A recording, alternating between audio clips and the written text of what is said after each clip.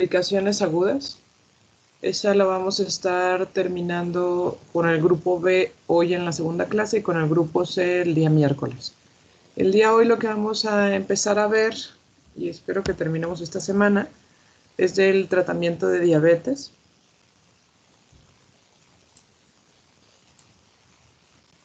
Y en relación al tratamiento de diabetes, el objetivo, después de que hacemos el diagnóstico de los diferentes tipos de diabetes, el objetivo es dar un manejo y llevar al paciente a metas de control.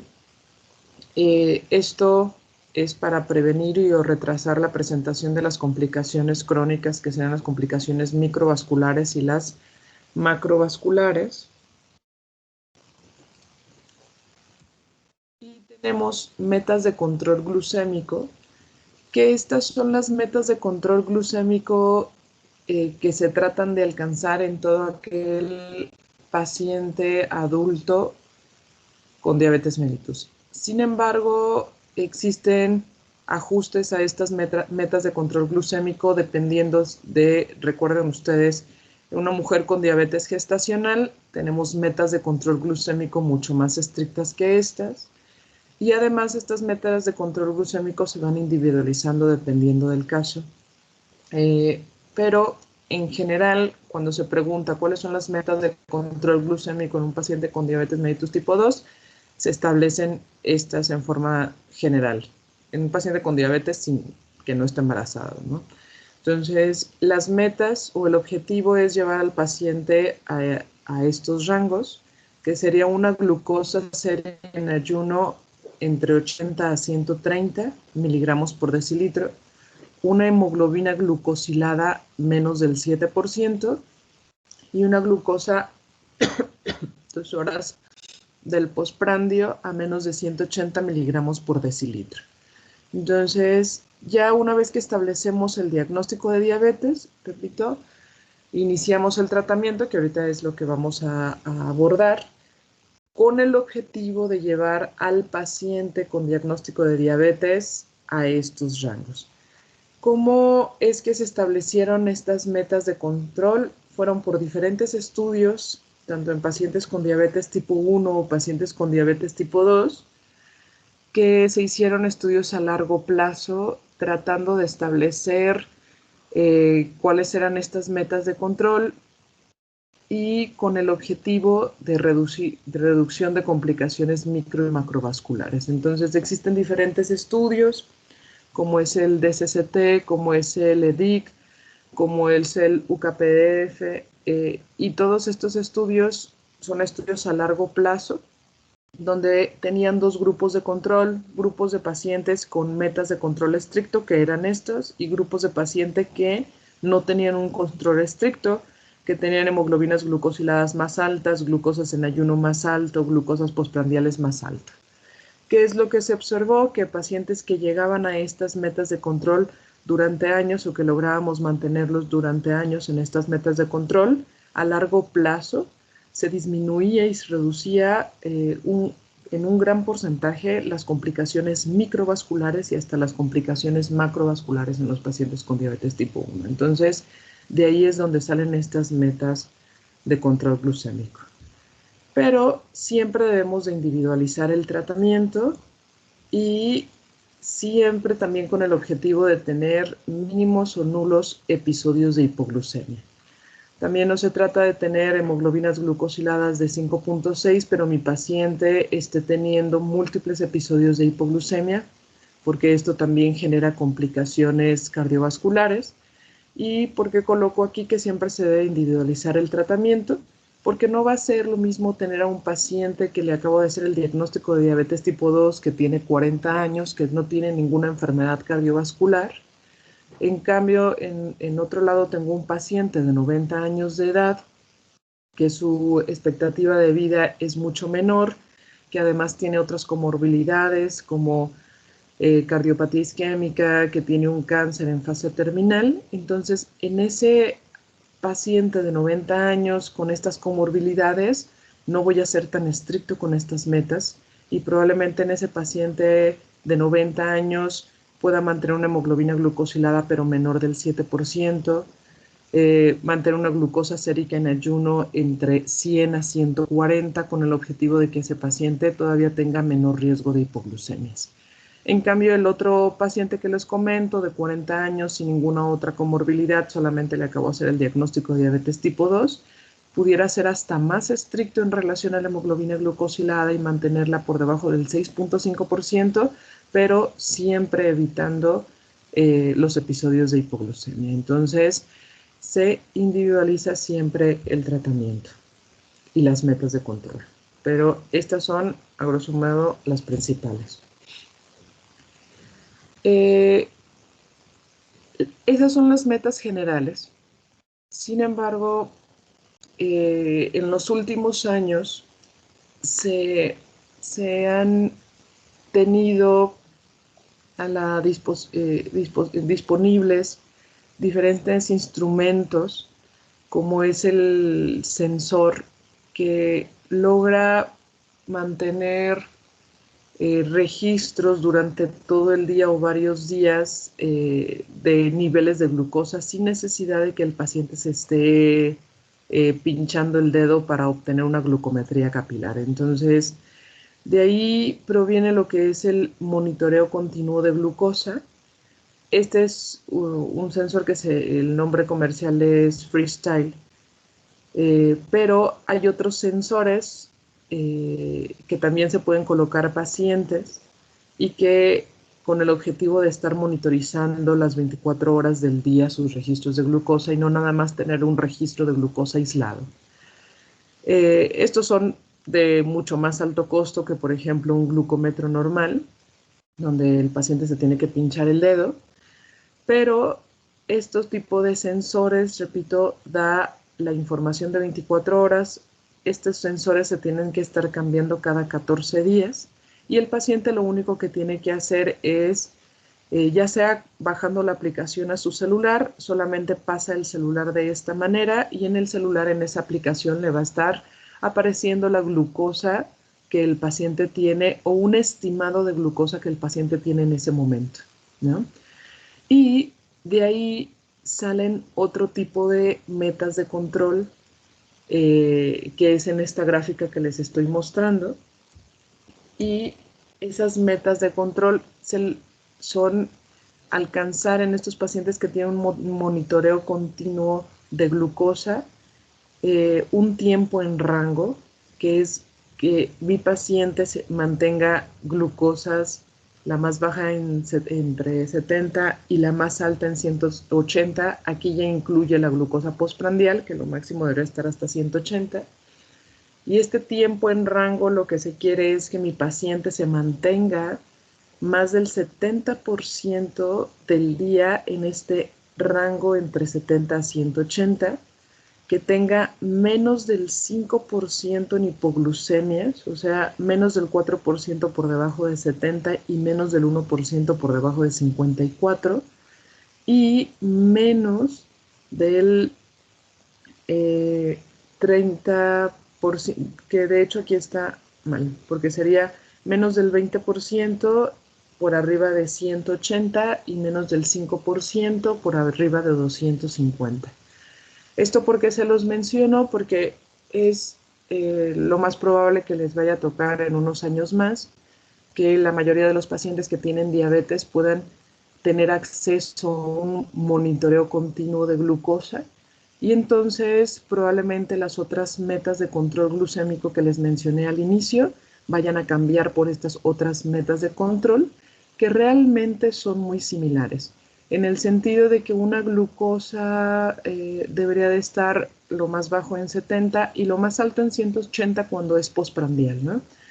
Y debemos de evitar lo más posible episodios de hipoglucemia y lógicamente que el paciente esté con hiperglucemias por largos periodos. Justamente más del 70% de tiempo en rango va a lograr que mi paciente tenga una hemoglobina glucosilada menos del 7%.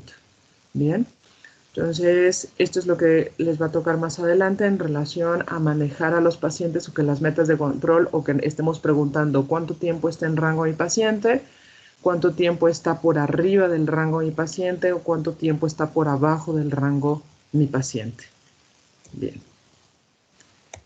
tienen también otras metas de control glucémico, otras metas de control, aquí ya no son de control glucémico, pero el paciente con diabetes no nada más nos vamos a enfocar en el manejo de la glucosa, tenemos que hacer un enfoque global o integral de mi paciente, porque mi paciente muchas veces no nada más tiene diabetes, sino tiene sobrepeso, tiene obesidad, tiene hipertensión, tiene dislipidemia, tiene otras comorbilidades y entonces el manejo también lo debo de ir enfocando en esos otros puntos con el objetivo siempre de disminuir las complicaciones micro y macrovasculares. Entonces, esas otras metas de control en el paciente con diabetes es manejar el colesterol LDL con el objetivo, a grosso o de forma muy general, es de que mi colesterol LDL se mantenga por debajo de 100 miligramos por decilitro. Sin embargo, aquí pongo unos asteriscos. ¿Por qué? Porque si mi paciente ya tiene el antecedente de cardiopatía isquémica, entonces ese colesterol LDL todavía debería estar mucho más bajo, menos del 70%, si es de muy alto riesgo, hasta llegar a 50 miligramos por decilitro. Entonces, si mi paciente ya tuvo un evento de cardiovascular, mi colesterol LDL todavía debería estar menos de 70 miligramos por decilitro. Entonces, por eso los asteriscos de individualizar el caso. Mantener un colesterol HDL más de 40 en varones, más de 50 miligramos por decilitro en las mujeres. Mantener triglicéridos menos de 150 miligramos por decilitro. Una presión arterial menos de 130, menos de 135 sobre 80, 85 miligramos por milímetros de mercurio.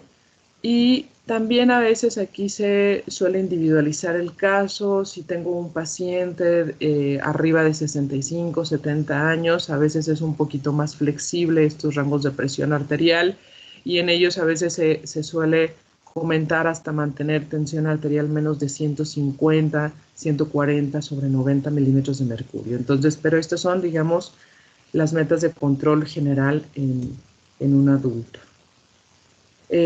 Mantener o siempre tratar de mantener un índice de masa corporal dentro de rangos normales que va de 18 a 24.9 metros cuadrados de superficie corporal. Sugerirle a ese paciente que tiene diabetes, dependiendo del tipo de diabetes, recuerden ustedes, pero como la diabetes más común es la diabetes tipo 2, recuerden que en ellos desde el momento de diagnóstico debemos de sugerir una valoración por oftalmología, por dentistas, por valorar la función renal, determinación de microalbuminuria con el objetivo de detección oportuna de complicaciones microvasculares, sugerirle a ese paciente la revisión diaria de sus pies para evitar pie diabético o prevención de pie diabético, sugerirle a ese paciente que como mínimo realice 150 minutos a la semana de actividad física, que acuda a una valoración por nutrición y que tenga apego a ese plan de alimentación. Y si mi paciente fuma o ingiere de forma excesiva bebidas alcohólicas, sugerir que se suspenda tabaquismo y etilismo. Bien, entonces esta es una tablita que viene cada año. A finales de año se hace una revisión de las guías de la Asociación Americana de Diabetes en relación a si hay algún cambio en el manejo de los pacientes que tienen diabetes.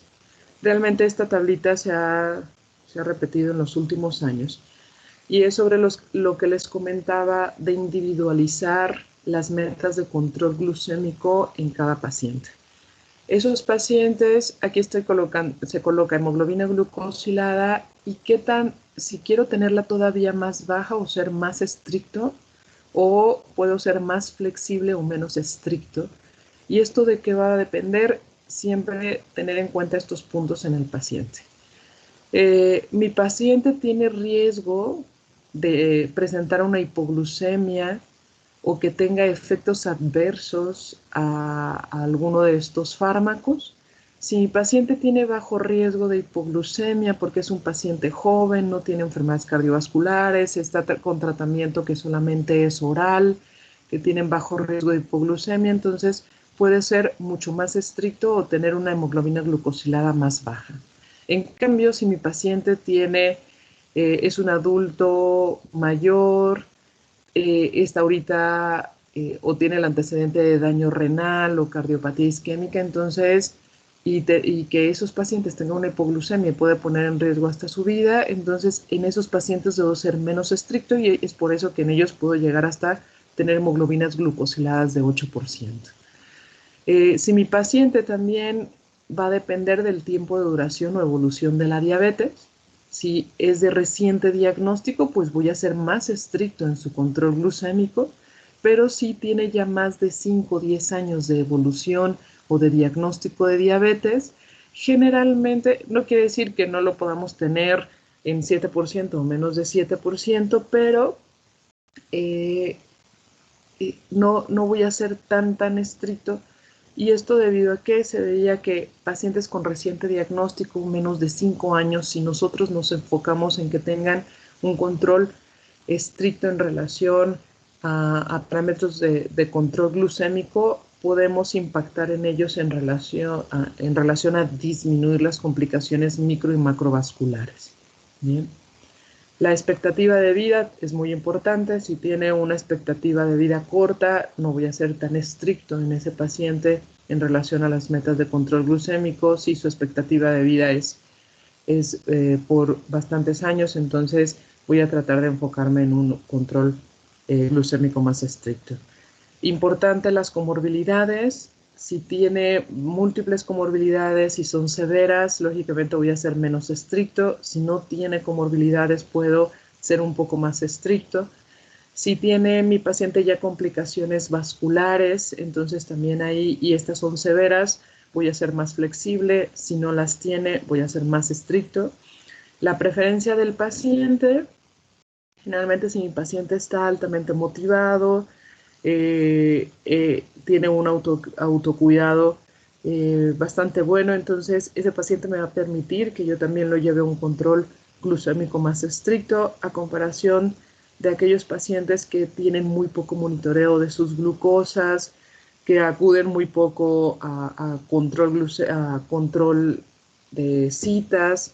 Entonces, como voy a tener tiempo sin verlo, probablemente en él sea menos estricto en el control glucémico y el soporte o el sistema de soporte que tenga este paciente también me va a indicar qué tan estricto o qué voy a hacer con el tratamiento y el control glucémico de ese paciente. Vamos a tener que el tratamiento en diabetes tipo 1, principalmente, bueno, en los dos, tanto en diabetes tipo 1 y tipo 2, es importantísimo la dieta, el ejercicio. En diabetes tipo 1 el tratamiento principal farmacológico es con insulina y en cambio en pacientes con diabetes tipo 2, además de dieta y ejercicio, vamos a tener en relación al tratamiento farmacológico tanto antidiabéticos orales como tratamiento con insulina. Manejar de forma global o integral a mi paciente, indicándole lo que ya les había mencionado de suspender el tabaquismo, el etilismo, un plan de alimentación dado por nutrición, el manejo de comorbilidades, el ejercicio y el tratamiento farmacológico. En relación a la dieta, recuerden que es la piedra angular para lograr un adecuado control glucémico. Si mi paciente no tiene un plan de alimentación adecuado, no se apega a él, realmente lo que vamos a estar haciendo nosotros es nada más ir incrementando dosis de tratamiento farmacológico, ir agregando más medicamentos. Entonces, es importantísimo que mi paciente tenga un adecuado control glucémico y se los debemos de estar recordando a los pacientes en cada consulta. El apegarse a un plan de alimentación comentarles que va a ayudarnos a prevenir y a retrasar el desarrollo de pacientes en el paciente que estaba en prediabetes o que tenía resistencia a la insulina o que tenía síndrome metabólico. Recuerda que favorece el adecuado control de quien ya padece la diabetes y va a ayudarnos a retrasar la aparición de las complicaciones crónicas de diabetes. Se debe elaborar un programa de alimentación individual y eso debe apoyarnos el servicio de nutrición. Recomendaciones muy generales de la Asociación Americana de Diabetes. Ese plan de alimentación, estas son muy generales porque un plan de alimentación debe ser individualizado, pero de forma general Ese plan debe tener 45 a 65% de carbohidratos, un 25 a 35% de grasas y dentro de estas el 7% debe ser grasas saturadas, un 10 a 35% de proteínas. En pacientes que tienen sobrepeso u obesidad se debe disminuir las calorías totales. En pacientes con dislipidemias, la ingesta de colesterol debe ser no más de 200 miligramos al día. Y en pacientes que ya tienen daño renal, ya sea microalbuminuria, macroalbuminuria o deterioro del filtrado glomerular, entonces se debe disminuir la ingesta de proteínas a 0.8 kilogramos por día. En relación a la actividad física, ¿qué beneficios me aporta la actividad física? Pues me va a ayudar a aumentar la captación de glucosa a nivel muscular y disminuye la secreción y las necesidades de insulina, aumenta la sensibilidad a la insulina, disminuye la glucemia durante y después de la actividad física, mejora el control glucémico basal y postprandial, participa en la reducción del valor de la hemoglobina glucosilada, aumenta la síntesis de glucógeno. Entonces, estos son beneficios hacia el paciente para el control glucémico. En relación a actividad física, recomendaciones son muy similares a las que ya habíamos visto en resistencia a la insulina, prediabetes, síndrome metabólico. En este caso, siempre valorar qué tan controlado está mi paciente. ¿Por qué? Porque la actividad física, dependiendo del tipo de actividad física, si es muy intensa, si es de fuerza, si es de resistencia, si es cardiovascular, pero en el mismo cardiovascular no va a ser lo mismo si yo camino o si hago sprint. Entonces, va a depender de eso si va a generar esa actividad física hipoglucemia en mi paciente o hiperglucemia. Si, por ejemplo, son ejercicios de resistencia como pesa, eso pudiera generar una disminución en relación a mi glucosa o una simple caminata puede condicionarme a disminución. Sin embargo, los sprint que se genera o se es necesario una cantidad de ejercicio, pero es inmediato, puede condicionar la liberación de adrenalina y noradrenalina, que son hormonas contrarreguladoras, y entonces generarme hiperglucemia. Entonces, va a depender mucho del tipo de actividad física en lo que vaya a impactar en mi glucosa. Esto, digamos, ya son datos importantes, sí, y que van a tener más relevancia en aquel paciente que está en tratamiento con insulina, ¿no? Porque en ellos pues se tiene mayor riesgo de hipoglucemia y entonces en ellos también se tiene que estar haciendo monitoreo de la glucosa, de preferencia antes de empezar el ejercicio, durante el ejercicio y después del ejercicio, porque el ejercicio puede tener tanto impacto en elevar la glucosa o en disminuirla. Entonces, tenemos que orientar al paciente cómo se debe de actuar. Tener en cuenta que no va a ser o no vamos a indicar la misma actividad física si mi paciente ya tiene comorbilidades, si mi paciente ya tiene antecedente de cardiopatía isquémica, si mi paciente tiene retinopatía diabética o neuropatía diabética. Lógicamente hay que tener mucho cuidado en el tipo de actividad física que vamos a indicar. Si mi paciente tiene retinopatía y tiene una retinopatía proliferativa que ahorita tiene un mal control glucémico, realmente lo único que podríamos indicarle es caminar, ¿no? Que no sea un ejercicio tan intenso. Si mi paciente tiene neuropatía, lo que le debemos recomendar a ese paciente, y sobre todo si ya perdió la sensibilidad protectora en sus pies, tiene que tener un adecuado calzado, tiene que revisarse sí o sí sus pies al término de la actividad física para evitar que tenga alguna callosidad, alguna úlcera y que podamos atenderla de forma apropiada antes de que se complique. Vamos a indicar la intensidad del ejercicio dependiendo de todas estas características, porque si un paciente acaba de tener un infarto, lógicamente ahí tiene que tener una valoración por rehabilitación cardíaca y ahí se les va indicando a ese paciente cómo retomarlo de la actividad física, que lógicamente no va a ser lo mismo de un paciente joven que le acabo de hacer el diagnóstico de diabetes tipo 2, que no tiene ninguna complicación cardiovascular.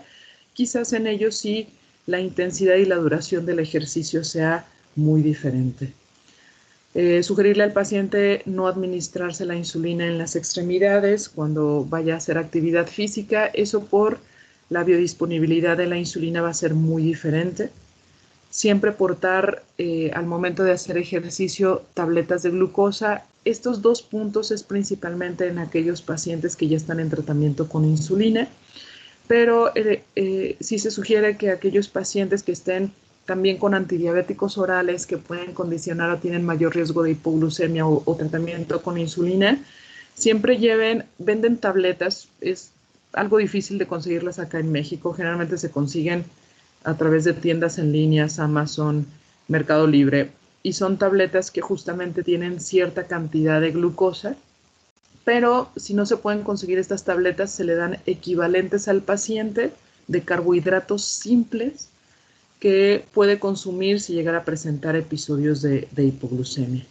Y lo que les comentaba, la revisión diaria de los pies, uso de calzado adecuado. Entonces, estas son también recomendaciones que se deben de tener en un paciente que tiene diabetes sobre la indicación de la actividad física, todo lo que tendríamos que vigilar. Generalmente, todas estas indicaciones son en aquellos pacientes que están ya tienen larga evolución, pacientes que tenemos con esquemas complejos de tratamiento, pacientes que están con insulina. Generalmente estas recomendaciones siempre se las damos en pacientes con diabetes tipo 1 porque ellos el tratamiento que tienen es con insulina, pero se las coloco aquí porque es necesario que también ustedes sepan qué indicarles a grosso modo a esos pacientes que tienen diabetes tipo 2. Y solemos darle también este tipo de tablitas a los pacientes que están en manejo con insulina, porque en esta tabla se coloca el tipo de ejercicio que va a realizar el paciente, ya sea ligero, moderado o intenso, y cómo se deben de checar su glucosa, o más bien se deberían de checar la glucosa antes de empezar el ejercicio, y dependiendo de cómo esté el valor de su glucosa, es lo que se le va a indicar al paciente. Si, por ejemplo, mi paciente tiene valores de glucosa plasmática menos de 80, entonces se le indica que antes de empezar la actividad física ingiera de 10 a 15 gramos por carbohidratos. Si está en 80 o arriba de 80 y nada más va a ser una caminata, realmente ahí no necesitaría ingerir suplementos de carbohidrato. Si mi paciente tiene niveles de glucosa arriba de 300, esa es una hiperglucemia bastante severa o importante, y realmente ahí se le dice al paciente que no ingiera diría que no realice la actividad física y que más bien si el paciente está con insulina, algunos de ellos ya saben corregirse o acudir a recibir atención médica. Si el paciente tiene de 175 a 300 miligramos de glucosa, no necesita suplementarse antes de hacer la actividad física. Si el paciente tiene de 80 a 174 y va a hacer una actividad física de moderada, entonces sí necesitaría consumir carbohidratos de 10 a 15 gramos. Y si el paciente tiene menos de 80 y va a hacer una actividad moderada, realmente tendría que consumir más carbohidratos de 25 a 50 gramos de carbohidratos simples cada hora, y monitorizarse si va a durar más de 1 hora el ejercicio nuevamente la glucosa. Y si mi paciente va a hacer un tipo de ejercicio que es intenso, como esquiar, fútbol, baloncesto, tenis, y si la glucosa está más de 300, no se recomienda hacer la actividad física. Si está de 175 a 300, consumir de 25 a 50 gramos de carbohidrato porque va a ser una actividad intensa. Si su glucosa está entre 80 a 175, consumo de 50 gramos de carbohidratos. Si está menos de 80, vigilar la glucemia. No se sugiere, como está bajo, no se recomienda la actividad física o dar más de 25-50 gramos de carbohidrato. Pero esta es una tablita que es bastante útil en aquellos pacientes que están ya con esquemas complejos en relación a la insulina y cómo evitar hipoglucemias durante el embarazo o mayor descontrol glucémico en esos casos. Pasando en relación al tratamiento farmacológico, vamos a empezar el tratamiento farmacológico oral. Bueno, incluyen algunos inyectables, enfocándonos para el tratamiento de diabetes tipo 2. Y recuerden que el tratamiento farmacológico debe estar centrado en el paciente. Debemos tener en cuenta estas consideraciones para elegir el mejor tratamiento farmacológico, como qué comorbilidades tiene mi paciente, si mi paciente ya tiene enfermedad cardiovascular aterosclerótica, si mi paciente tiene falla cardíaca, si mi paciente ya tiene daño renal, ya sea enfermedad renal crónica o si tiene micro o macroalbuminuria, si mi paciente tiene riesgo o alto riesgo de tener hipoglucemia, revisar también la eficacia de mi tratamiento, el impacto en el peso, si mi paciente tiene sobrepeso o obesidad, y entonces de preferencia voy a elegir medicamentos o que tengan un impacto neutro en el peso o que puedan también condicionar reducción del peso. El costo del tratamiento también es muy importante, riesgo de efectos adversos en relación a ese tratamiento. Vamos a darnos cuenta que varios medicamentos están contraindicados si mi paciente ya tiene enfermedad renal crónica, ¿no? Eso también nos va a ayudar a elegir el tratamiento farmacológico y también pues las preferencias del paciente. Porque las preferencias del paciente, hay varios de ellos que ya tienen indicación al tratamiento con insulina y si mi paciente se niega a recibir ese tratamiento a pesar de que nosotros le comentamos que en ese momento es la mejor opción, nosotros no podemos obligar a un paciente a recibir ese tratamiento. Solo damos sugerencias, tratamos de informarle qué es lo que puede suceder, ¿no? O los beneficios de ese tratamiento, pero no podemos obligar a un paciente a recibirlo. Entonces, estas son todas las opciones que tenemos de tratamiento farmacológico para los pacientes con diabetes tipo 2. Tenemos desde las biguanidas, sulfonilureas, meglitinidas, que realmente esas no las utilizamos, las tiazolinedionas, los inhibidores de alfa-glucosidasa, análogos de GLP-1, inhibidores de DPP-4, inhibidores del cotransportador de sodio-glucosa tipo 2 y la insulina. Vamos a ir viendo características de cada uno de estos. En relación a las biguanidas, las pongo en primer lugar porque sigue siendo el tratamiento de primera línea. En un paciente con diabetes tipo 2 de reciente diagnóstico, sí o sí se sugiere inicio de metformina, porque sigue siendo el tratamiento de primera línea, porque es bueno, bonito y barato, en el sentido de que tiene una efectividad muy alta, tiene un muy bajo costo, realmente los efectos adversos son muy bien tolerados y entonces se sigue sugiriendo como tratamiento de primera línea y todavía en las últimas guías. Quizás más adelante eso vaya a cambiar, quizás sí, si llegaran a disminuir los costos de los otros medicamentos que vamos a venir a ver más adelante que tienen otros beneficios a nivel cardiovascular y renal.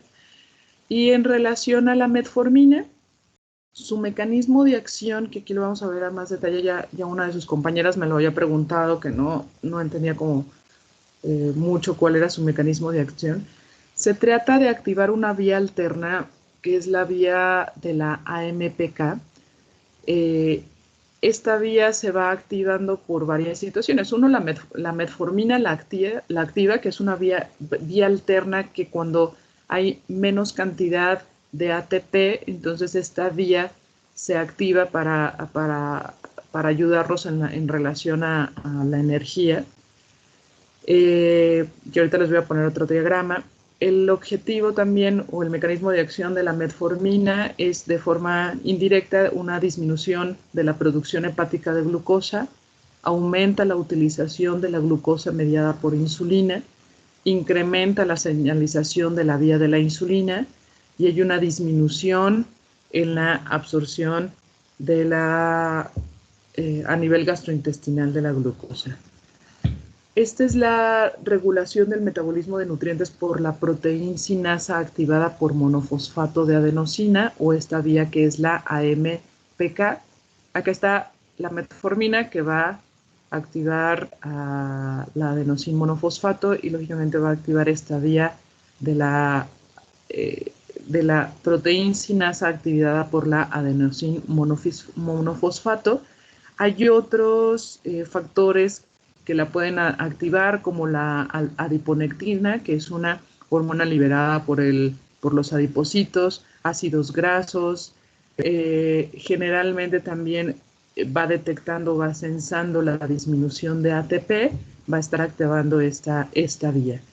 Esta vía lo que nos va a generar, bueno, la disminución de la disponibilidad energética, que sería el ATP, y que predomina el AMP, va a activar o promover la activación de esta vía. Esta vía MPK promueve la producción de ATP al activar las vías catabólicas e inhibir las vías sintéticas de las células.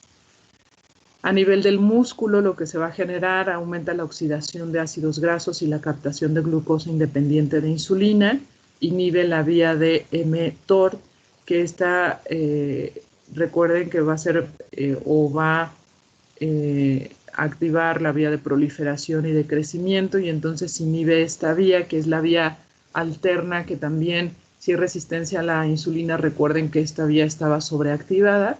Entonces, lo que hace la MPK es, de forma indirecta, inhibir esta vía, y entonces hay una disminución en el crecimiento y en la proliferación.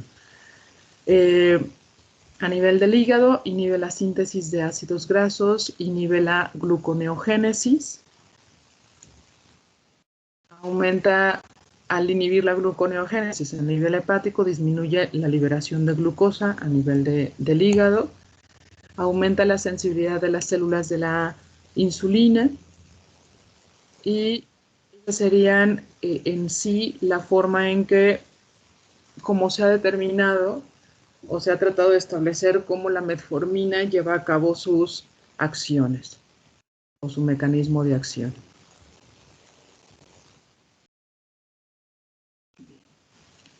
En relación a farmacología, se absorbe a nivel de intestino delgado la metformina, tiene una concentración pico a las 2 horas. La metformina no se une a proteínas en el plasma, no se metaboliza y tiene una excreción a nivel renal. La dosis viene en tabletas o también viene en suspensión oral, porque también esta suspensión oral se suele dar para población pediátrica. O también se suele dar para adultos que no pueden consumirlo en tabletas, pero generalmente ahorita nos vamos a enfocar a población adulta y la solemos dar en tabletas, y viene diferentes presentaciones desde 500, 750, 850 y 1000 miligramos. La dosis estándar suele ser 850 miligramos. La dosis eficaz de la metformina va de 1500 a 2000 miligramos al día. La dosis máxima es de 2550 miligramos. Y como solemos dar la metformina, se suele dar ya sea 1, 2 o 3 veces al día. Eso va a depender de cada paciente. Efectos adversos de la metformina son principalmente a nivel gastrointestinales. Se puede generar un sabor metálico, disminución del apetito de forma leve, náusea, molestias abdominales como distensión abdominal, diarrea. Es realmente muy raro el reporte de casos de acidosis láctica, y esta acidosis láctica se asocia generalmente si se tiene una tasa de filtrado glomerular menos del 30%, sin embargo, realmente no se han reportado aún como algún otro caso de acidosis láctica, pero es uno de los efectos adversos que se comenta sobre la metformina o las biguanidas. Y este es otro punto, que la metformina puede condicionar reducción de la absorción de la vitamina B. Esto tomarlo en cuenta principalmente porque el tener también déficit de vitamina B puede condicionarnos neuropatía, no necesariamente que sea neuropatía diabética, pero puede condicionarnos neuropatía o exacerbar los síntomas de la neuropatía diabética que ya tenga mi paciente. Entonces, se debe dar suplementación con vitamina B en los pacientes que ya tienen larga evolución del consumo de la metformina o largo tiempo que le están consumiendo. ¿Qué contraindicaciones vamos a tener con la metformina? Si mi paciente tiene una tasa de filtrado glomerular menos del 30 mililitros por minuto, ya no puedo dar metformina. Debemos de evitar dar metformina en pacientes mayores de 80 años que ya tengan enfermedad renal crónica. Tratar de evitar también dar metformina en pacientes que tienen insuficiencia cardíaca. ¿Esto por qué? Porque la insuficiencia cardíaca, y si se descompensa el paciente, también puede generar compromiso a nivel renal, y por eso también de preferencia evitar en pacientes con falla cardíaca y pacientes que también tengan insuficiencia hepática de moderada a severa. Esto generalmente utilizando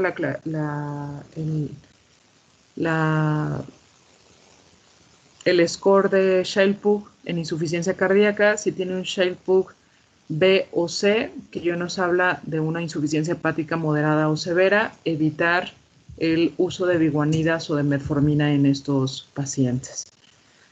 ¿Qué indicaciones o por qué elegiríamos metformina para dar como tratamiento, ya sea de primera línea o tratamiento en conjunto con otros fármacos para el control de la diabetes?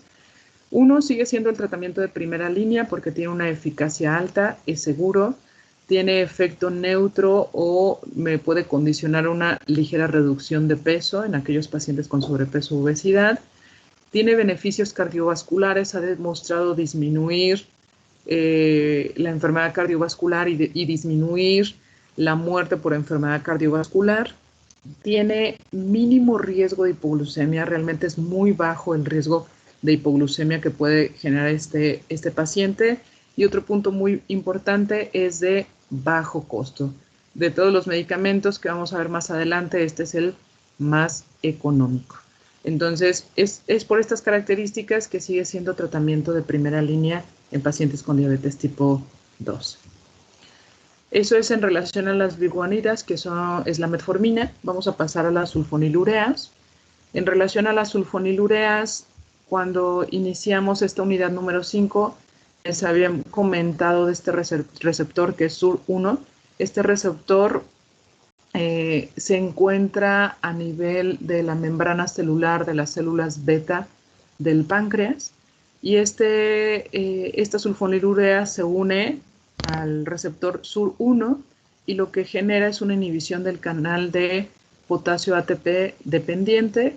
Esta inhibición de este canal va a generar la apertura de canales de calcio, y al generar esta apertura de canales de calcio entra el calcio a nivel intracelular, y lo que realiza aquí es la estimulación de la secreción de los gránulos de insulina. Entonces, estos fármacos son conocidos como secretagogos porque condicionan la secreción de la insulina a nivel de la célula beta del páncreas.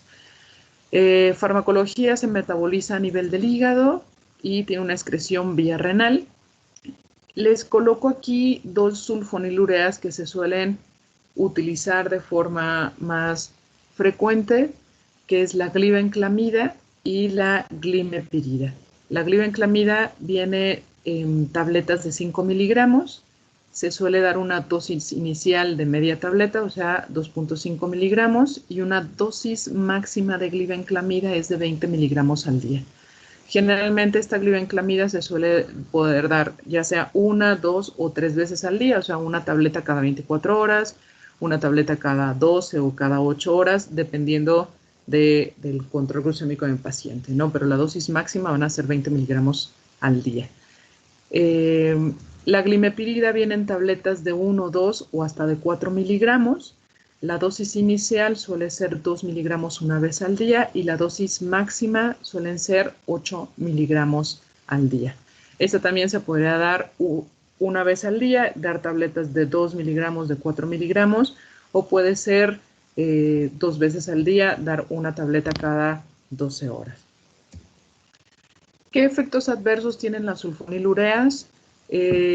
Con este tipo de medicamentos se tiene mayor riesgo de hipoglucemia, por lo mismo que actúan como secretagogos, ¿no? Entonces, pueden generar más liberación de insulina de la que realmente requiere ese paciente. Puede condicionar náusea, erupciones cutáneas, que esto es sumamente raro, toxicidad hematológica, que también es sumamente raro que lo condicionen. Y otro efecto adverso es que las sulfonilureas generan incremento de peso. Contraindicaciones, como su metabolismo también es a nivel hepático y su excreción es a nivel renal, Sobre todo debemos evitar en pacientes de edad avanzada y en pacientes con enfermedad renal crónica, debido a que si ya hay una enfermedad renal crónica, la excreción renal va a estar disminuida y entonces la vida media de estas sulfonilureas va a ser mucho mayor y vamos a tener mayor riesgo de hipoglucemias. Lo mismo en insuficiencia hepática moderada severa o con un Child-Pugh B o C, se debe de evitar este tipo de medicamentos. Indicaciones. ¿En quién indicaríamos una sulfonilurea? Bueno, la eficacia de estos medicamentos es bastante alta, entonces podríamos indicarla en aquellos pacientes de reciente diagnóstico, pero que me llegaron con una hemoglobina glucosilada entre 8 y 9 y que nada más estaban con metformina y entonces la pudiéramos agregar como un segundo fármaco además de la metformina, ¿no? Realmente tiene una eficacia muy alta este tipo de medicamentos.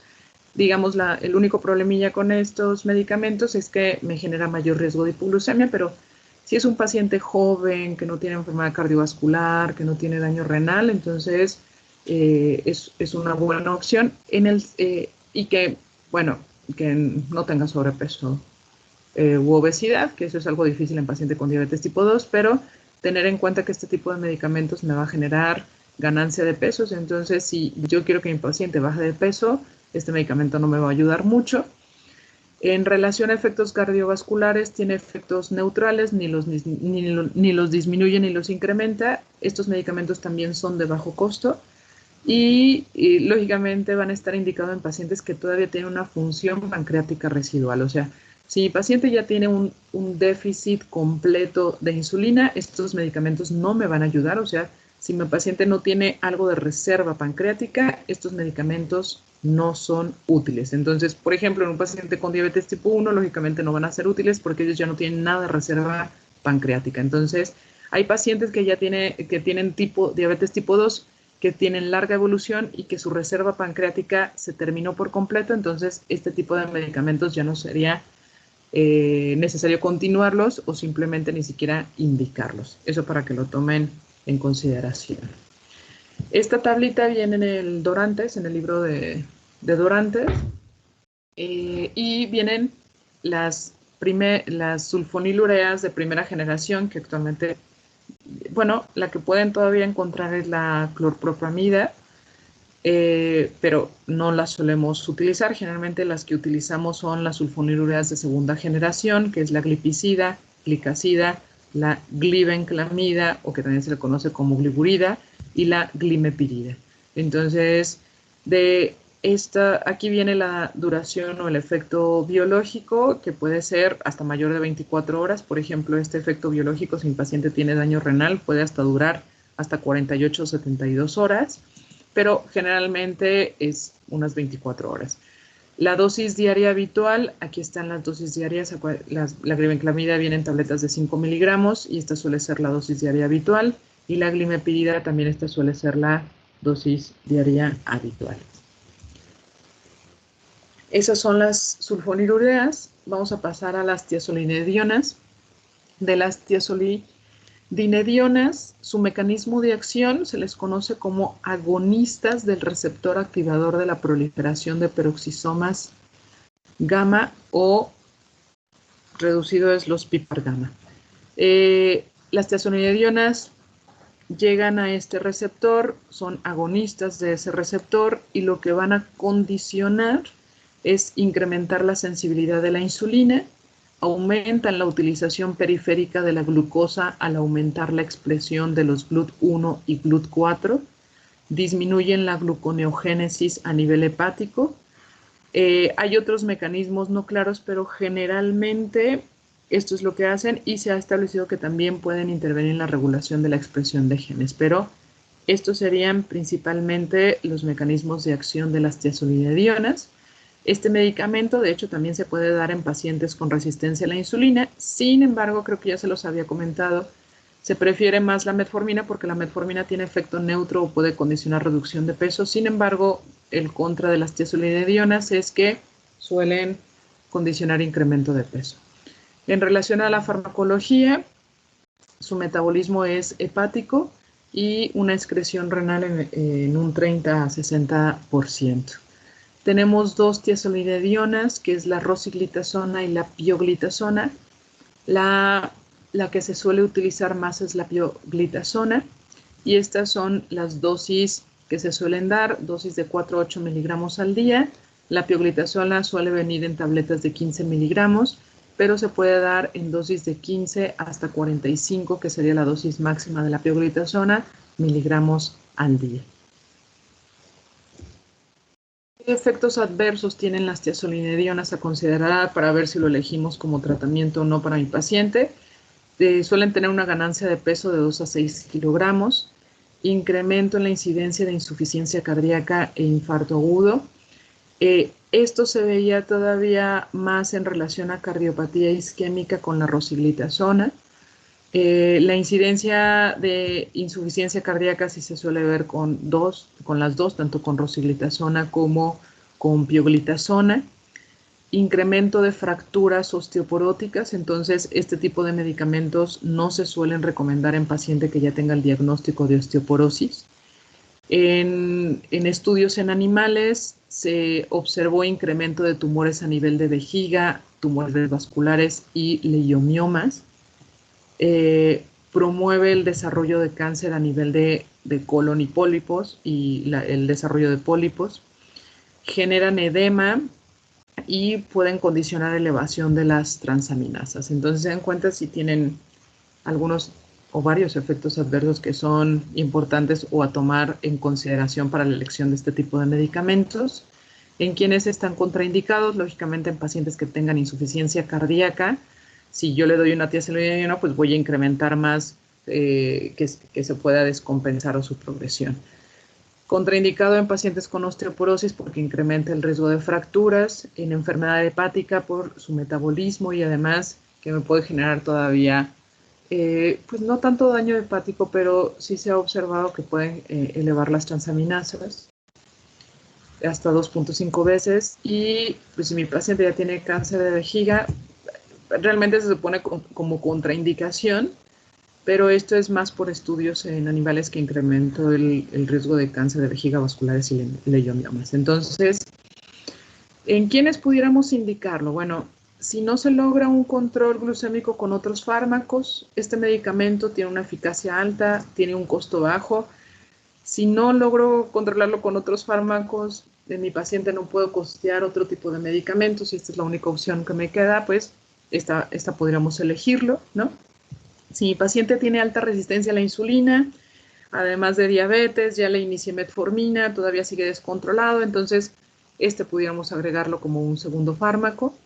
Estos medicamentos también tienen bajo riesgo de hipoglucemia. Recuerden, no lo daríamos en un paciente que quiere perder peso porque generan ganancia de peso. En la enfermedad cardiovascular, realmente se ha observado que en la pioglitazona tiene beneficios en reducción de enfermedad cardiovascular. Sin embargo, incrementa el riesgo de falla cardíaca. El costo es bajo. No requieren, un punto también importante es que este medicamento no requiere ajuste de la dosis en enfermedad renal crónica, o sea, la podemos continuar a dosis plena, aunque mi paciente tenga ya daño renal crónico. Pero, ojo, puede generar la pioglitazona mayor retención de líquido y de por sí mis pacientes o los pacientes con enfermedad renal crónica tienen edema y puede generar todavía más retención de líquido. Entonces, esto es importante que ustedes lo tomen en cuenta para decidir qué tratamiento vamos a dar, ¿no? Yo creo que aquí nos vamos a detener en los agonistas del receptor de GLP-1. No sé si tengan alguna duda o pregunta por el momento.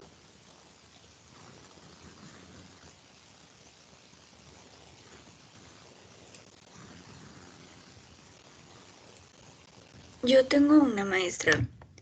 Dime. En el Dorantes venía que la glicazida tenía un efecto protector porque sí era selectiva para los receptores nada más del páncreas. pero le cambian el nombre. En la tablita sale como glicasida y en la explicación de los receptores salía como gliclacida, pero sí es la misma, o sea, solo fue un error como de escritura. Sí, es la misma. Ah, Sí, ok, sí. gracias. De nada. ¿Alguna otra duda o pregunta?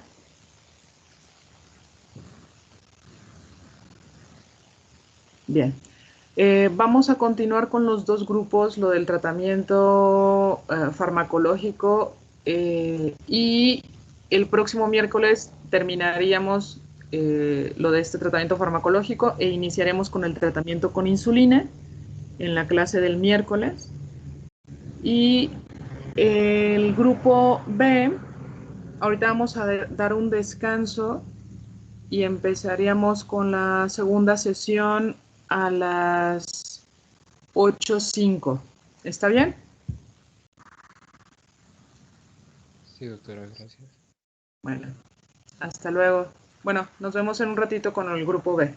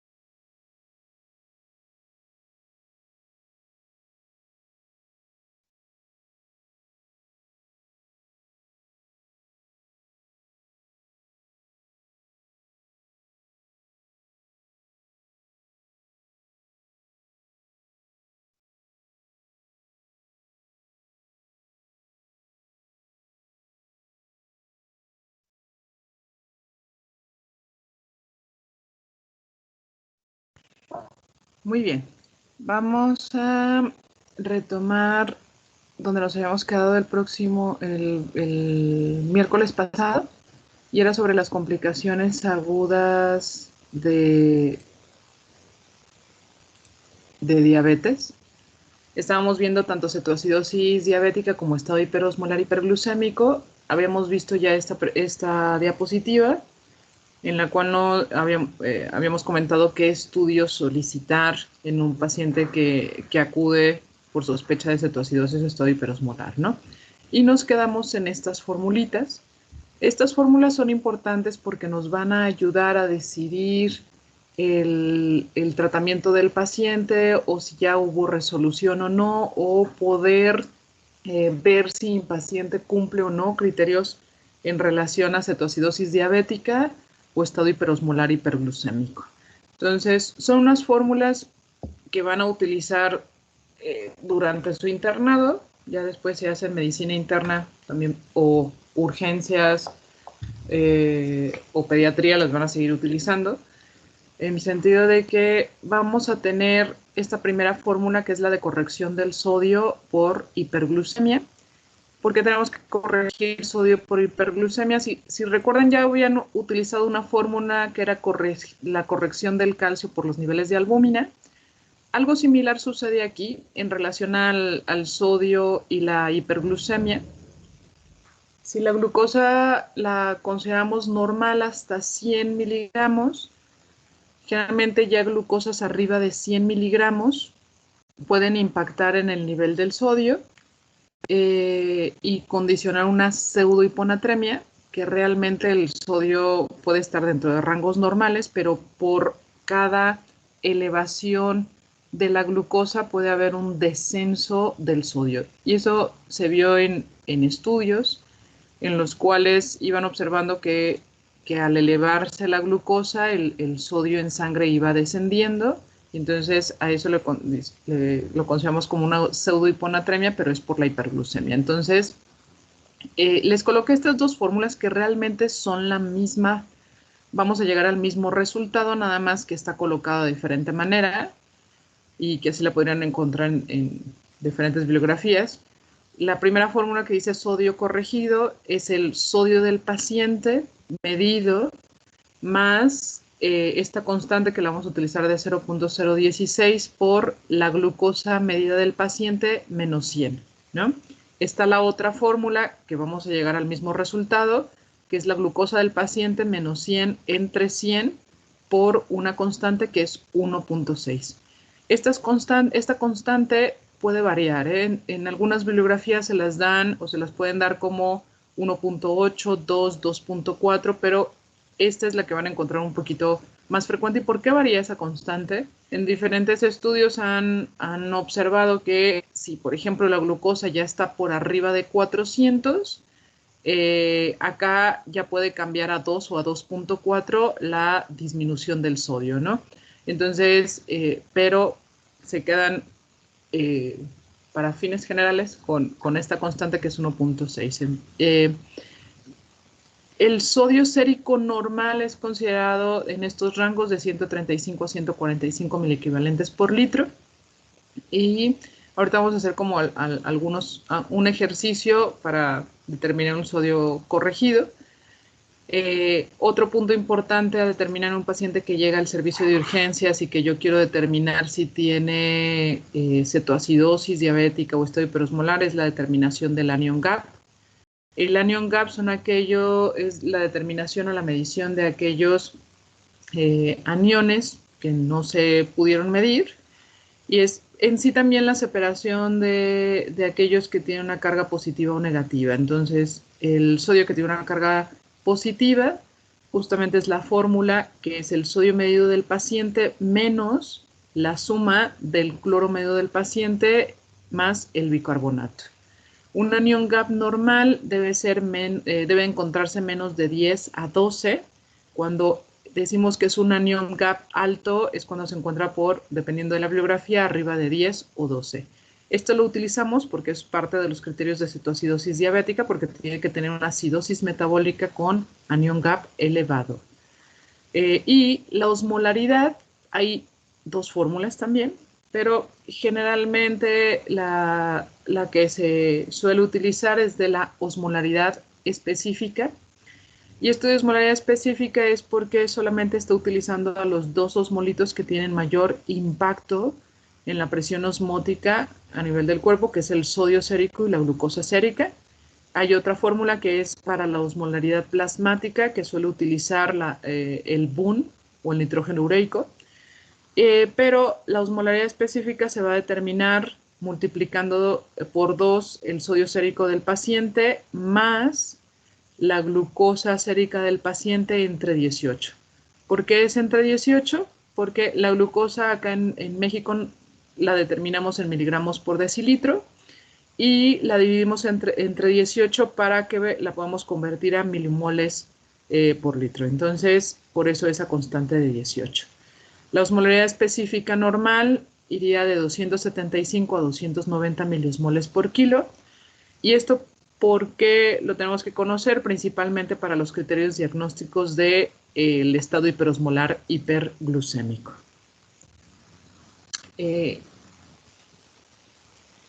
Esta tabla nos va a dar los diferentes criterios de cetoacidosis diabética en adultos. De la Asociación Americana de Diabetes realmente siguen siendo los mismos criterios que se establecieron desde el 2009. Esto es a nivel de Reino Unido, los criterios establecidos en el 2013 y la ACE de la Asociación Americana de Endocrinólogos Clínicos estableció estos otros criterios. Entonces, generalmente tratan de hacerlos como más sencillos para tenerlos a la mano y hacer un diagnóstico adecuado en relación a cetoacidosis diabética.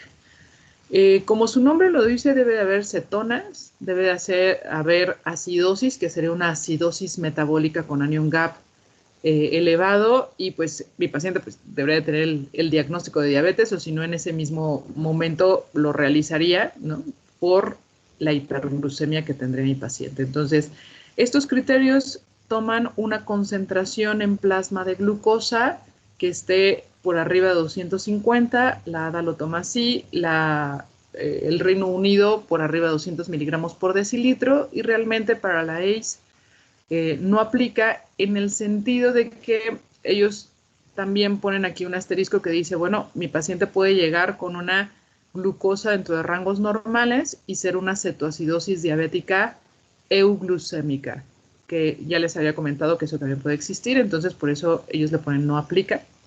En relación al pH, este pH se mediría ya sea en sangre venosa o en sangre arterial, en una gasometría venosa o arterial, y es sobre todo para determinar si mi paciente tiene una acidosis metabólica, ¿no? Y de esa gasometría obtendríamos el pH y la concentración de bicarbonato. Y de forma indirecta, pues a través de la fórmula, nosotros vamos a determinar el anion gap. Entonces, tendríamos que solicitarle a ese paciente sodio claro y el bicarbonato a través de la gasometría arterial. Si el pH de ese paciente se encuentra, la ADA nos la complica un poquillo ahí en el sentido de que ellos nos colocan en si es leve, moderado y severo, dependiendo de la reducción de pH.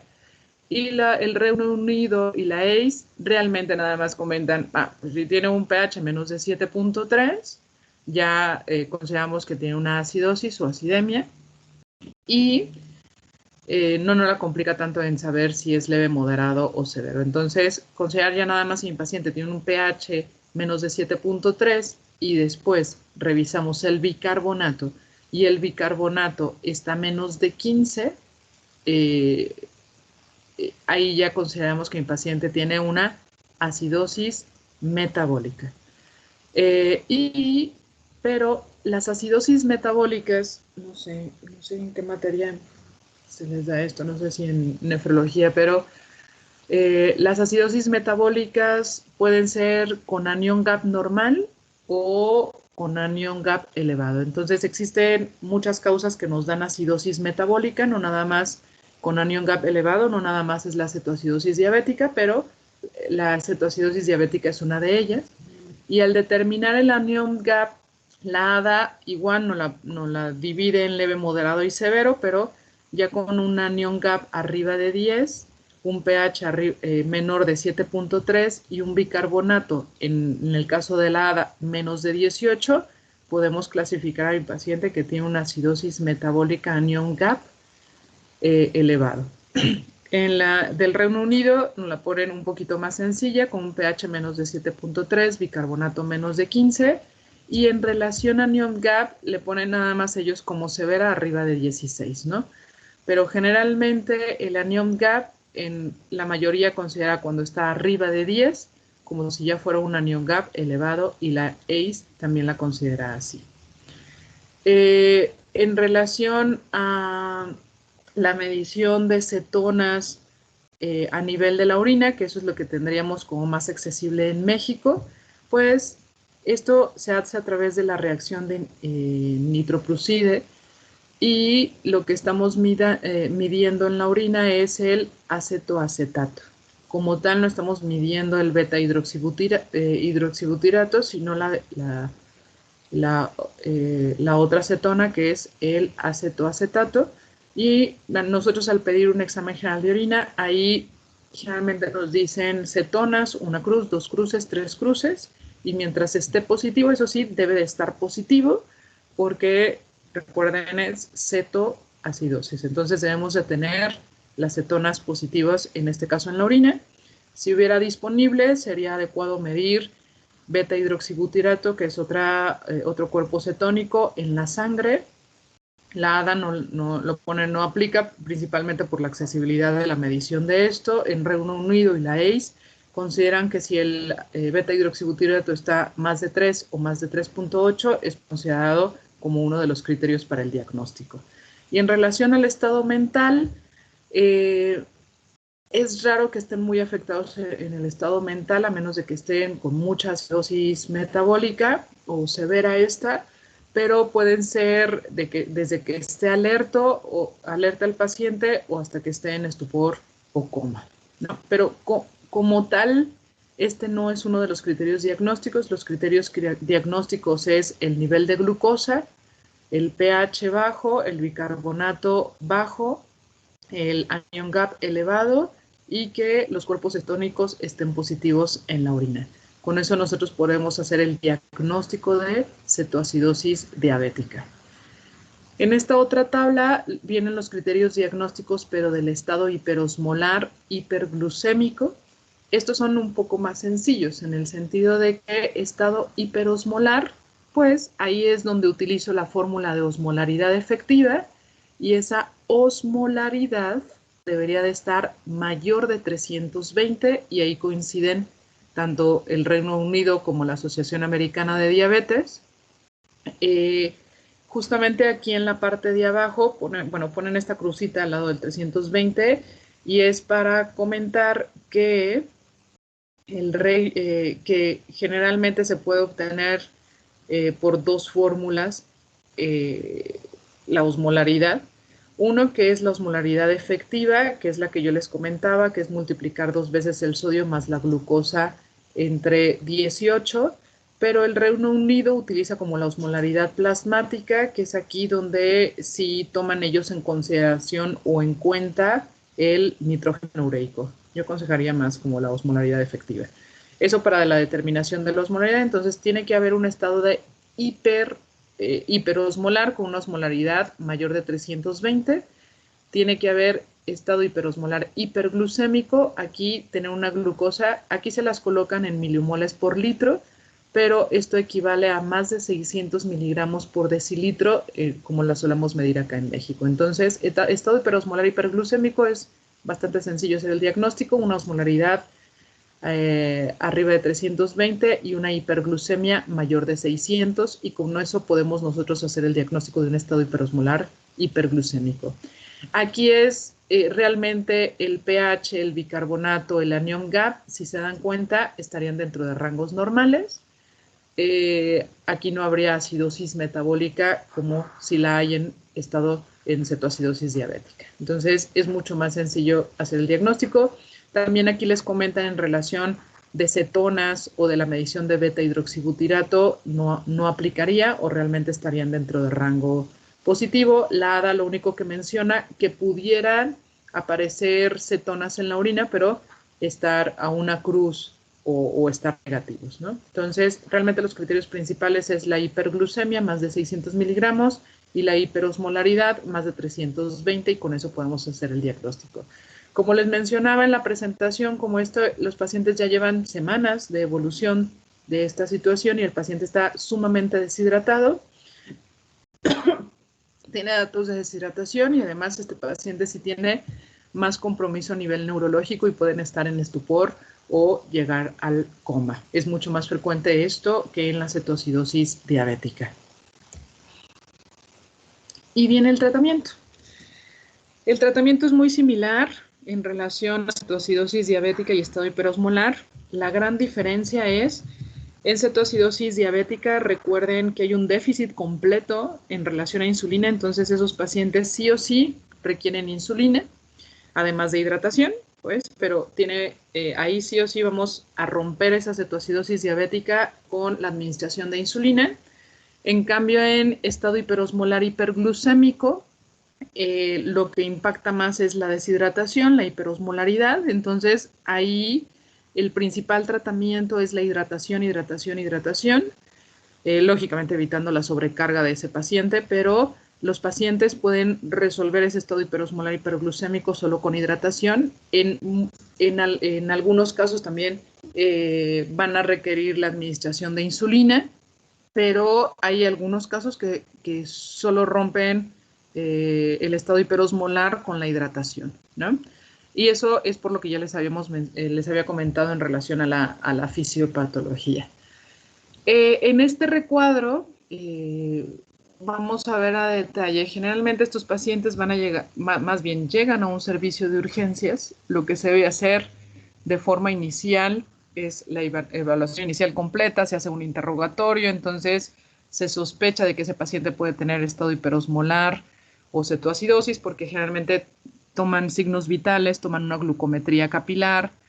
Esa glucometría capilar también los puede ir orientando. Y además, si el paciente les está diciendo que tiene el antecedente de diabetes y llega a un servicio de urgencia, sí o sí se debe descartar que ese paciente no tenga una descompensación de la diabetes. Le decimos diabetes descompensada si pudieran llegar a tener cetoacidosis diabética o estado hiperosmolar.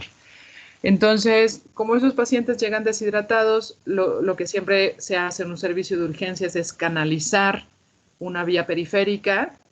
Ahí mismo aprovechan para tomar las muestras de sangre y se inicia hidratación con vía intravenosa, y lo que se suele dejar es 1 litro de solución salina al 0.9% por hora, ¿no? De forma inicial, mientras se obtiene también el resultado de los estudios de laboratorio, porque no se obtienen como de forma inmediata esos resultados. Entonces, en esa hora, mientras tenemos los resultados, se va hidratando el paciente con esta carga. Ya que se tienen los resultados y podemos corroborar el diagnóstico, ya sea de cetoacidosis diabética o estado hiperosmolar, después se decide qué es lo que continúa en relación a estos pacientes. ¿Qué solución continúan después de esta carga de 1 litro de solución salina? Entonces va a depender del estado de hidratación de mi paciente. Si mi paciente está en choque hipovolémico, se continúa con la administración de cloruro de sodio o solución salina al 0.9%, otro litro más, y valorar expansores de plasma si mi paciente estuviera con choque hipovolémico. Si mi paciente está con choque cardiogénico, porque justamente lo que le llevó a ese estado hiperosmolar o cetoacidosis fue compromiso a nivel cardíaco, pues ahí ya se va con una monitorización hemodinámica, pero la gran mayoría de los pacientes va a llegar con una hipotensión leve. Entonces ahí ya que tenemos los resultados y que nosotros pedimos el sodio, la glucosa, marcadores de función renal, el resto de los electrolitos séricos, la gasometría, el examen general de orina, podemos obtener a través de la fórmula que les puse anteriormente y corregir el sodio. ¿Por qué corregir el sodio? Porque generalmente estos pacientes llegan con hiperglucemias marcadas y les va a dar falsamente un sodio normal o falsamente un sodio más bajo, y entonces a través de esa fórmula vamos a determinar si mi paciente tiene realmente un sodio sérico bajo, un sodio sérico normal o un sodio sérico alto. Si el paciente tiene, ya corrigiendo el sodio por la hiperglucemia, un sodio sérico alto, un sodio sérico normal, entonces la siguiente solución que yo le voy a continuar a mi paciente es una solución, le decimos al medio molar, que es cloruro de sodio, pero no tiene el 0.9%, sino tiene menos cantidad de cloruro de sodio y sería al 0.45%. Y aquí ya la vamos administrando no de 15 a 20 mililitros por kilo por hora, sino de 4 a 14 mililitros por kilo por hora, y siempre también se individualiza en el paciente, ¿no? Si mi paciente tiene falla cardíaca, mucha retención hídrica, no voy a pasarle a 14 mililitros por kilo por hora, quizás se lo pase a 5 o a 10. Entonces esto también vamos individualizando, pero esto es en relación a la hidratación y vamos a decidir, dependiendo de la fórmula de sodio corregido, qué tipo de solución voy a continuar. Si el sodio sérico del paciente sale bajo, menos de 135, que es el rango límite inferior normal, entonces puedo continuar con la misma solución, cloruro del sodio al 0.9%. Y va a depender de 4 a 14 mililitros por kilo por hora. Y para terminar esto de líquidos intravenosos, cada hora estamos monitorizando la glucosa del paciente, cada 2 a 4 horas estamos monitorizando el resto de los electrolitos séricos, ver la función renal. Pero si mi paciente ya alcanza una glucosa sérica que llega a 250 o abajo de 250, entonces hacemos ahí un ajuste en soluciones y agregamos solución glucosada, o sea que tiene glucosa, y continuamos con la solución al medio molar o 0.45 en esta infusión.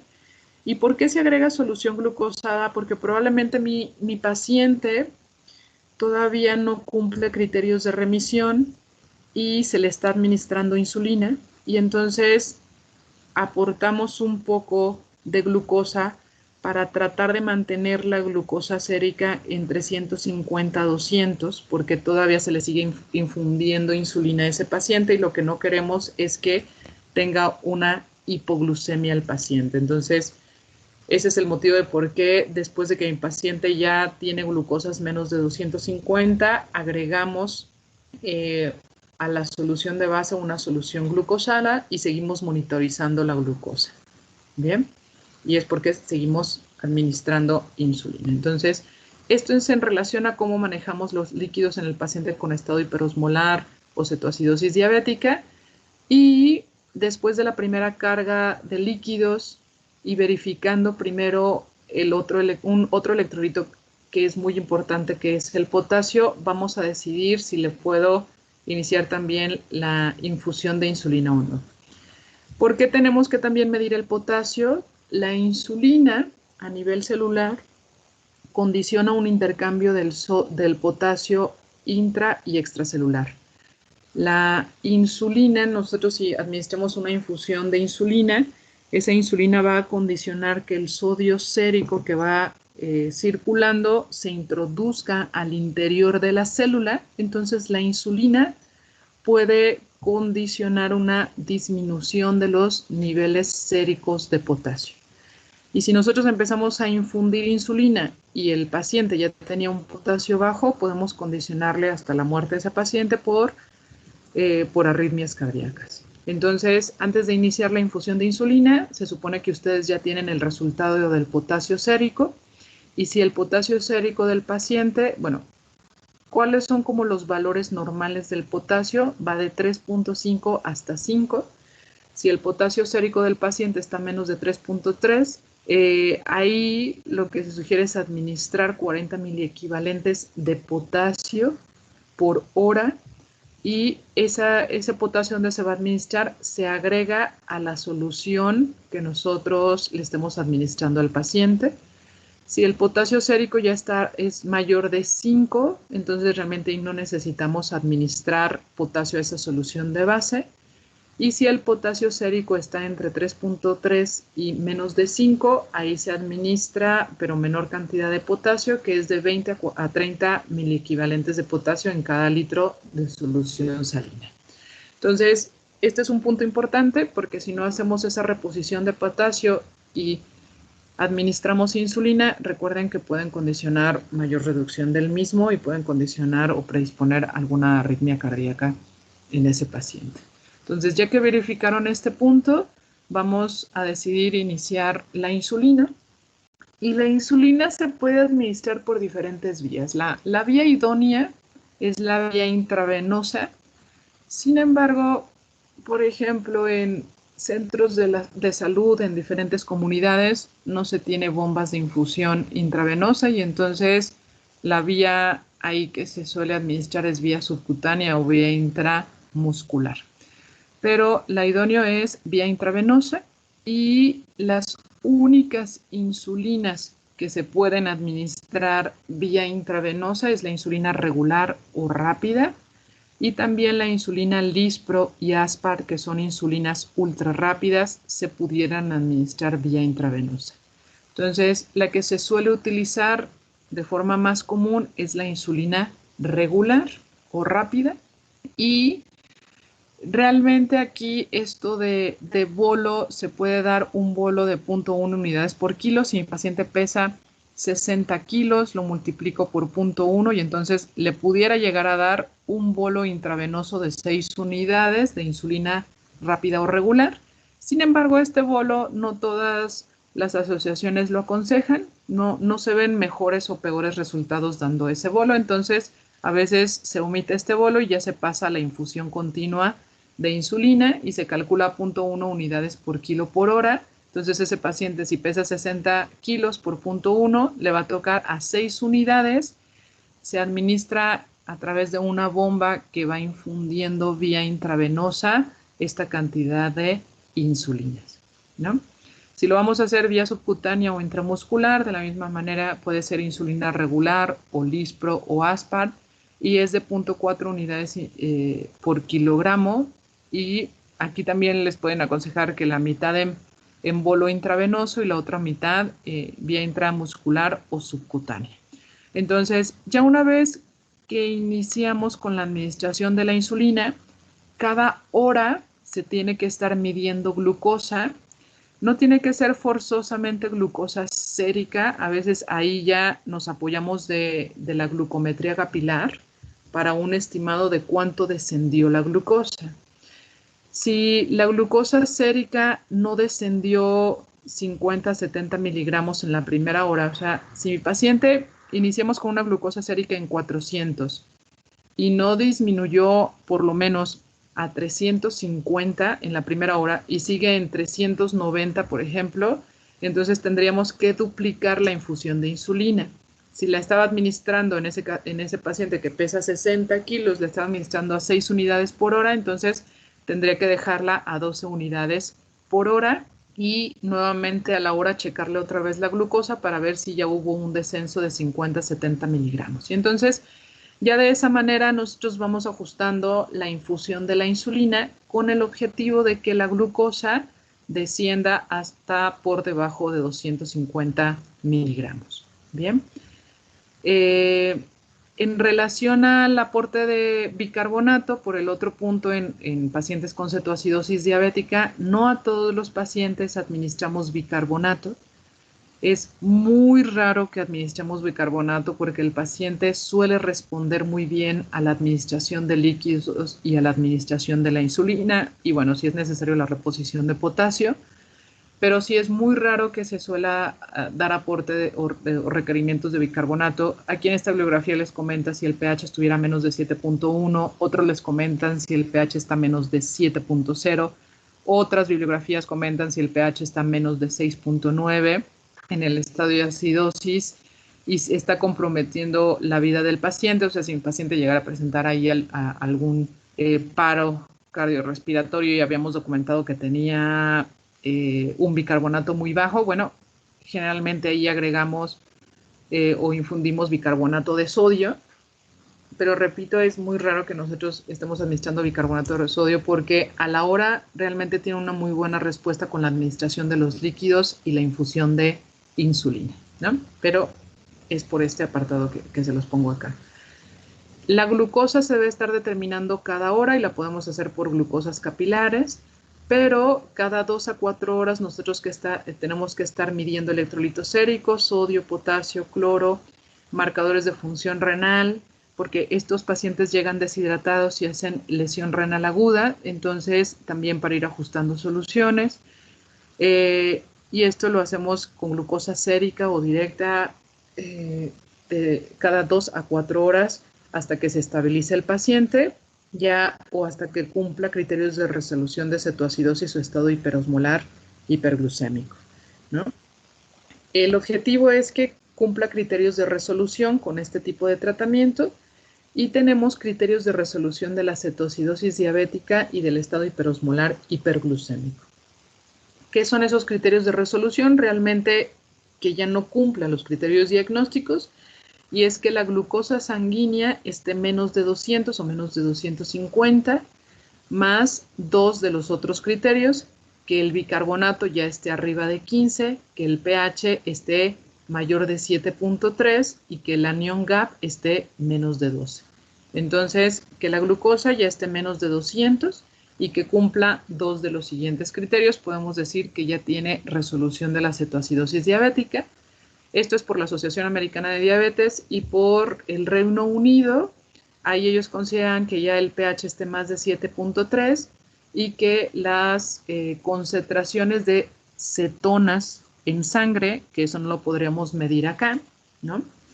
Estén menos de 0.6 milimoles por litro. Entonces, ellos que sí pueden medir el beta-hidroxibutirato, entonces lo consideran un criterio de sí o sí para decir que ya no hay cetoacidosis diabética.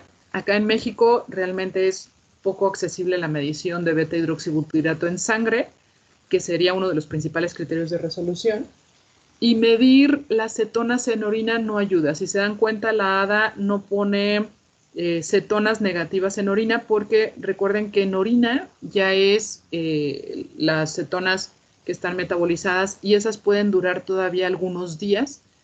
Y el hecho de que todavía persistan cetonas en la orina no quiere decir que todavía persista la cetoacidosis diabética. Es en base de estos otros criterios que vamos a decir que está resuelto. En los criterios del Reino Unido, ellos no sugieren la resolución o que el bicarbonato se resuelva debido a que como utilizamos soluciones con cloruro de sodio, eso puede condicionar que el bicarbonato permanezca bajo por varios días. Entonces, ese es otro punto a considerar. Pero a grosso modo es que la glucosa ya esté menos de 200, que el pH ya esté más de 7.3, el bicarbonato, pues un asterisco, porque ese puede permanecer todavía abajo de 15 o abajo de 18 por el uso de las soluciones salinas al 0.9%, pero podemos considerar una glucosa menos de 200, pH más de 7.3 y que el anión GAP esté menos de 12 para decir que ya hay una resolución de la cetoacidosis diabética. En relación a los criterios de resolución del estado hiperosmolar hiperglucémico es más sencillo, porque ahí ya nada más es que la osmolaridad plasmática o efectiva ya está menos de 320 y que los niveles de glucosa también ya estén menos de 600 y que el estado mental del paciente esté normal, ¿no? Si la causa de la alteración neurológica era por el estado hiperosmolar hiperglucémico. En el caso del Reino Unido,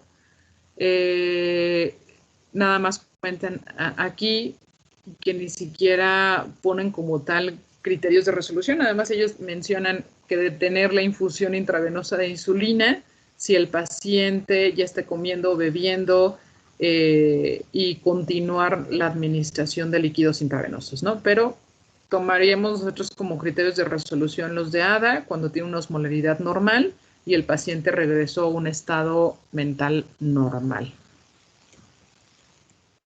Esas son las complicaciones, ahorita vamos a ver un caso clínico, esas son las complicaciones en relación a cetoacidosis diabética y estado hiperosmolar hiperglucémico, pero tenemos otra complicación aguda que es la hipoglucemia. Una hipoglucemia severa es un potente marcador de riesgo absoluto de evento cardiovascular y mortalidad. Hay factores que se han asociado que incrementan el riesgo de presentar hipoglucemia en los pacientes que tienen diabetes, como en población afroamericana, Uso de insulina. La insulina es uno de los principales medicamentos que tiene mayor riesgo de hipoglucemia. Después ahí les vienen las sulfonilureas, que lo vimos hace un momento, pero principalmente es el uso de la insulina. El control glucémico pobre o moderado contra un buen control glucémico, ahí va a depender de varios factores, ¿no?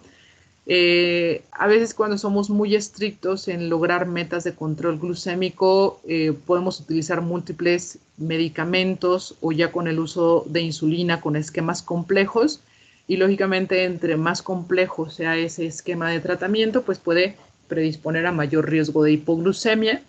Si también mi paciente no tiene como mucho apego a su tratamiento, mi paciente a veces cambia la dosis de insulina que se administra, pues también ese pobre control glucémico va a predisponer a que mi paciente también tenga mayor riesgo de hipoglucemias. Entonces, los dos extremos nos pueden condicionar mayor riesgo de hipoglucemia. Un paciente que ya se documentó albuminuria me está diciendo que ya tiene un daño a nivel renal, y eso también, el daño a nivel renal tiene mayor riesgo de hipoglucemia. Y el deterioro de la función cognitiva de mi paciente, pues también va a tener mayor riesgo de hipoglucemia, o sea, asociado con un factor de riesgo.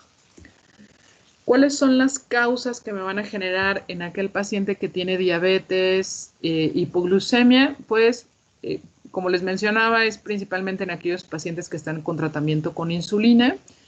Y si el paciente se está administrando más dosis de la que necesita, o para el control o el manejo de la diabetes, lógicamente tendrá mayor riesgo de hipoglucemia. Si mi paciente tiene ayunos prolongados, tiene mayor riesgo de hipoglucemia. Si mi paciente se aplica, tras la aplicación de insulina o ingesta de medicamentos antidiabéticos con mayor riesgo de hipoglucemia, se ingiere el medicamento, se aplica el medicamento, pero consume menor cantidad de alimentos de la que suele consumir, pues va a generar hipoglucemia. Si es un ejercicio no planificado de mayor intensidad, eso también puede generar mayor riesgo de hipoglucemia. Tomar bebidas alcohólicas, mayor riesgo de hipoglucemia, y algunas ocasiones se le solicita algún tipo de estudio a mi paciente que amerita estar en ayuno y no se realizó el ajuste de la dosis, ya sea de los medicamentos o de la insulina, y entonces eso va a generarle hipoglucemia. La hipoglucemia se clasifica en 3 niveles, nivel 1, nivel 2 y nivel 3, dependiendo, y esta es la clasificación, y estamos refiriendo a hipoglucemia en un paciente que ya tiene el diagnóstico de diabetes. El nivel 1 es considerada cuando la glucosa, está menos de 70, pero más de 54 miligramos por decilitro. Nivel 2 es cuando la glucosa está menos de 54 miligramos por decilitro. Y nivel 3 es cuando es considerada una hipoglucemia severa, pero consideramos hipoglucemia severa es cuando el paciente amerita de la atención por una tercera persona porque él tiene alteración en estado de alerta, y él no puede resolver ese episodio de hipoglucemia por sí mismo y requiere de terceras personas. O sea, independientemente del nivel de glucosa, pero mi paciente tuvo datos de neuroglucopenia y amerita de terceras personas para resolver esa hipoglucemia, la consideramos como una hipoglucemia nivel 3 o severa.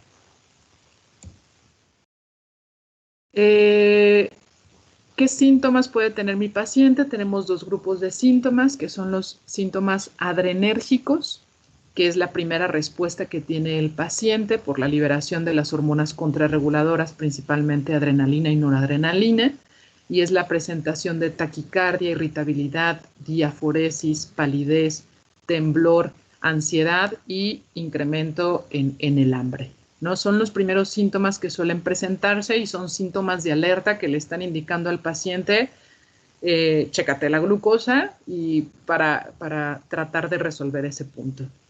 Pero hay pacientes que a veces ya no tienen estos síntomas adrenérgicos y se pasan directamente a los neuroglucopénicos, o pacientes que no hicieron caso a estos síntomas adrenérgicos, no le dieron importancia y entonces se pasan a los síntomas neuroglucopénicos, que es cuando ya hay muy poca cantidad de glucosa a nivel del sistema nervioso central.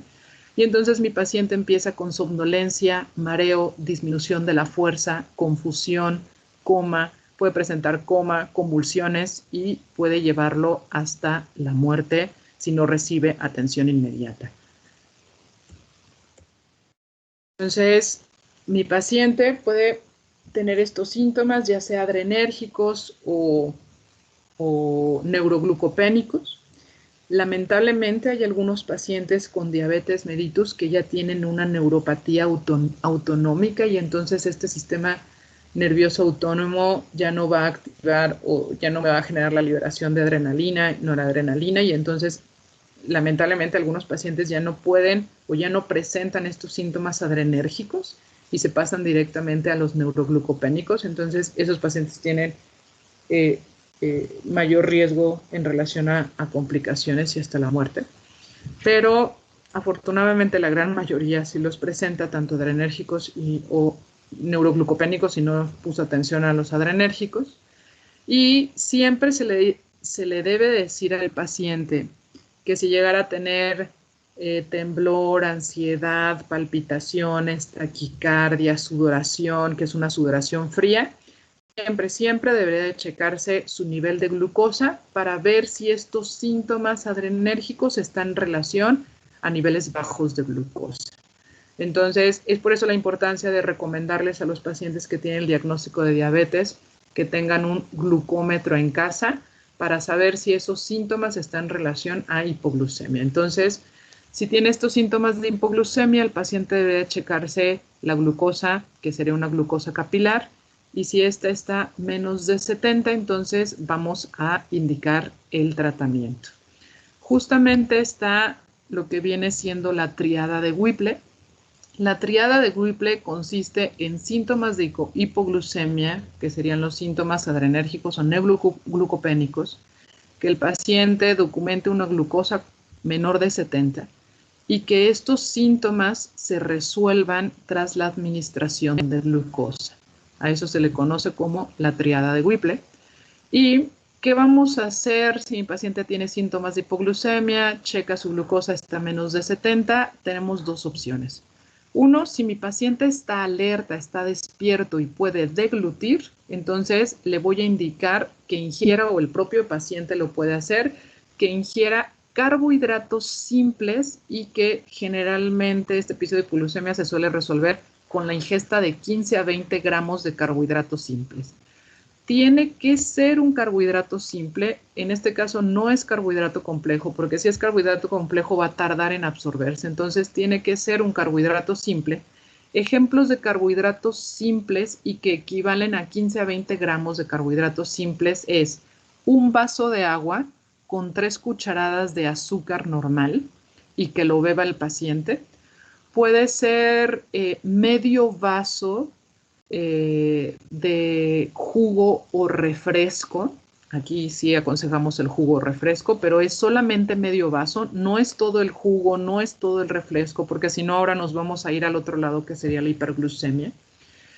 Que eso, digamos, es lo más accesible. Un vaso de agua, 3 cucharadas de azúcar o medio vaso de jugo o medio vaso de refresco que lo ingiera el paciente. Y si se dan cuenta, son bebidas que es mucho más fácil de ingerir. No se aconseja chocolate porque el chocolate tiene grasa y la grasa hace que el carbohidrato simple se absorba más lentamente. No se aconsejan alimentos o carbohidratos junto con proteína porque la proteína también hace que el carbohidrato simple se absorba más lento. Entonces, por eso les pongo estos ejemplos de bebidas líquidas.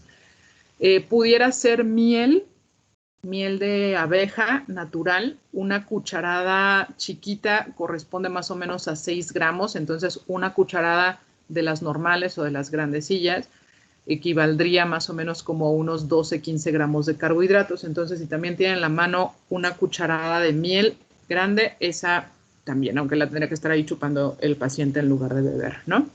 Después de que mi paciente ingiere esa cantidad de carbohidratos simples, se tiene que checar nuevamente la glucosa a los 15 minutos, 15 a 20 minutos, Por eso en el tratamiento se le conoce como la regla de los 15.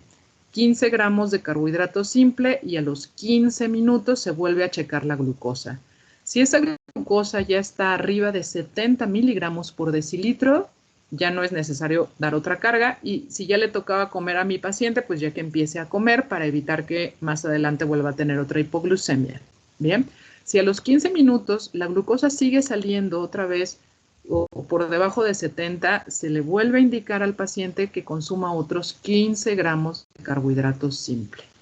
Esto, repito, si mi paciente puede deglutir, está despierto, está alerta. Si mi paciente tiene alteración del estado de alerta, no le voy a dar bebidas líquidas o líquidos a mi paciente porque puedo hacer que broncoaspire. Entonces, lo que está indicado ahí, si mi paciente está con alteración en el estado de alerta, primero hablar a un servicio de emergencias, hablar a una ambulancia. Mientras llega la ambulancia, lo más adecuado es que mi paciente tenga a la mano glucagón, que viene justamente en un kit que tiene solamente una jeringa y ya viene preparado. Y sería aplicar glucagón 1 mililitro vía intramuscular. Se debe de colocar a la persona sobre un costado porque mi persona está con alteración en el estado de alerta. ¿Y por qué sobre un costado con la cabeza hacia un lado? Porque el glucagón puede condicionar náusea y vómito. Y si no cuenta con glucagón en casa, entonces de todas maneras lo colocamos sobre un costado a mi paciente y le ponemos en las mejillas, en el interior, en la cara interna de los cachetes, una cucharada de miel en la parte interna del cachete para que por lo menos nos vaya ayudando a que las encías y la mucosa vayan absorbiéndolo lentamente. Bien, entonces esto sí es importantísimo que lo conozcan porque ustedes tienen que dar estas sugerencias y recomendaciones a aquellos pacientes que tienen diabetes y que hayan presentado o que pudieran llegar a presentar por la elección del tratamiento con el tratamiento que lo tengamos. Y con esto les ayudamos bastante en el sentido de que recuerden que si mi paciente pasa a síntomas de neuroglucopenia puede llegar a un coma o puede llegar hasta la muerte. ¿Cómo podemos prevenir episodios de hipoglucemia? Uno, pues ajustar las metas de control glucémico, ¿no?